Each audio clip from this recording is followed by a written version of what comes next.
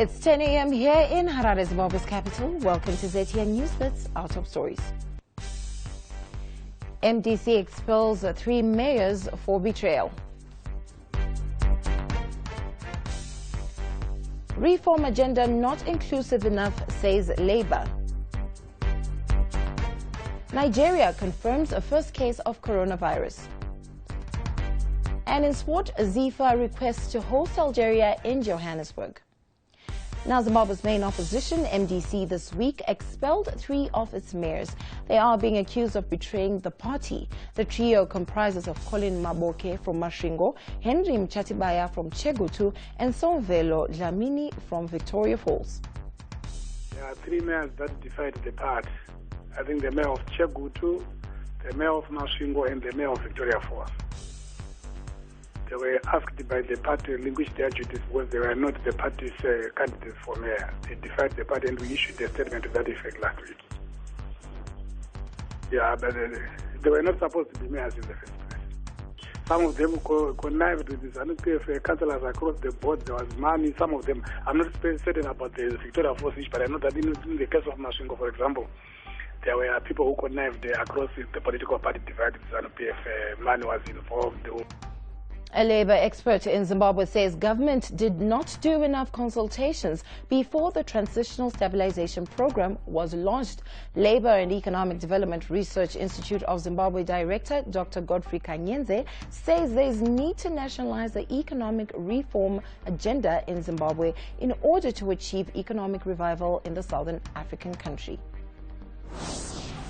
Quite often, stabilization reduces your consumption, your investment, your government expenditure, and shrinks the economy, it shrinks investment, it shrinks consumption, and at the end it creates more poverty. Now, the first case of coronavirus in sub-Saharan Africa has been reported in Nigeria. The patient, an Italian citizen who works in Nigeria, flew into the commercial capital Lagos from Milan on February 25. Authorities say he's stable with no serious symptoms and is being treated at a hospital in Lagos. The Nigerian government says it had prepared for this eventuality and had activated its National Emergency Operations Center to implement control measures. The authorities have also started identifying all those who may have come into contact with the patient since his return to Nigeria. We move on to the world of sport, where Zimbabwe Football Association, Zifa, are today expected to announce the venue for next month's Africa Cup of Nations qualifier against Algeria. The Confederation of African Football, CAF, barred all stadia in Zimbabwe from hosting international matches earlier this week, forcing Zifa to look for an alternative venue outside of the country. Zifa has already written to their South African counterparts requesting to use stadia in Johannesburg, and reports from South Africa say that Orlando Stadium in Soweto will be the venue. The Footballers Union of Zimbabwe, FUZ, tonight hosts its inaugural awards in Harare.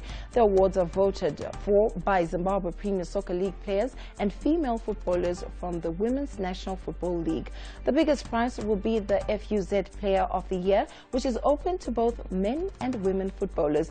Other accolades are the Best International Foreign-Based Player Award, which will honor a player plying his or her trade in foreign leagues. There is also the FUZ Legend Award to be given to a football legend, and the President's Award, which will recognize a player who has made a huge impact in football. The United Arab Emirates cycling tour has been cancelled, with 2 stages remaining after 2 Italian staff members tested positive for coronavirus. Riders at the event are now being tested for the virus. The deadly virus started in China and has since been named COVID-19 by the World Health Organization. And that's all we had on ZTN News Blitz. Join us again at 1 p.m. For more news, visit ztn.co.zw and our other social media platforms. Thank you for watching.